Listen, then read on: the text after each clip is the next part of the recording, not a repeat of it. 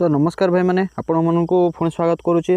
तो आपण मैंने जानी कि कौन जी जो फिजिकल हबार थी जो होमगार्ड रे तो कैंसल हो जाता तो ता मध्य भी गोटे नोटिस आसी जाता। तो ढेंकानाल वैकेंसी अच्छी ठीक अच्छे ढेंकानाल होमगार्ड रो वैकेंसी अच्छी चलतु तो देखीदे कौन नोटिस आसी। तो इंपोर्टाट पॉइंट गुड़ा मुझे कहीदे ठीक अच्छे। देखो ये लिखाई ता 3/4/25 रु 28/4/25 तारीख पर्यंत आपण मैंने फॉर्म अप्लाई करें ठीक अच्छे।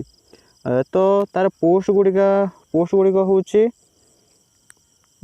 देख वाहन चालक, विद्युत मिस्त्री, बढ़ई, राजमिस्त्री, पाइप मिस्त्री, रोसैया आउ भंडारी, धोबी, सफेई इत्यादि दक्षता ज्ञान एवं व्यावसायिक अभिज्ञता थिबा आवेदनकारी मानक अग्राधिक दिज्व ठीक अच्छे। तो पंजीकृत व्यक्ति सेमानंकर सेवा प्रदान करने ड्यूटी कले भत्ता डीसीए भाव में प्रतिदिन सरकार निर्धारित भत्ता पाइबे। जदि आवेदनकारी संख्या उपलब्ध खाली पदवी ठारू अधिक हुए तेबे आवेदनकारी मानक चयन परीक्षा साक्षात्कार सम्मुखीन होगा पड़ो।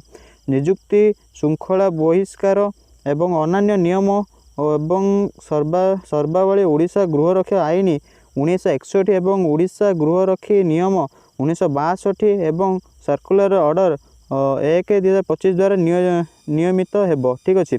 तापर देखीदबा आवेदन करने कौन कौन योग्यता थिबा दरकार ठीक अच्छे।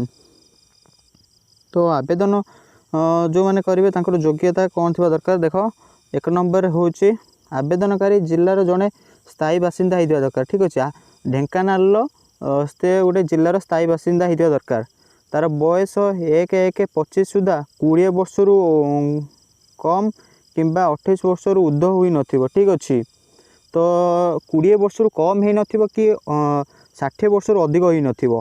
तापर 3 नंबर पॉइंट देखिबा आवेदनकारी पंचम श्रेणी परीक्षा रे उत्तीर्ण होइथिबो तार पंचम श्रेणी से पास करिथिबो जेमिति ठीक अच्छे।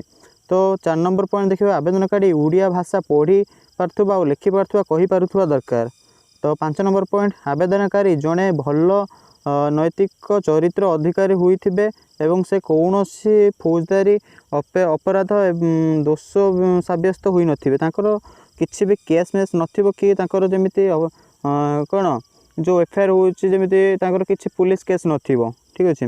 तो आवेदनकारी जड़े स्वास्थ्य एवं सुस्थवान शरीर अधिकारी होइथिबे एवं तांकर कौनसी जटिल शारीरिक समस्या नथिबो तो से फिजिकली पूरा फिट होइथिबा दरकार ठीक अच्छे। तो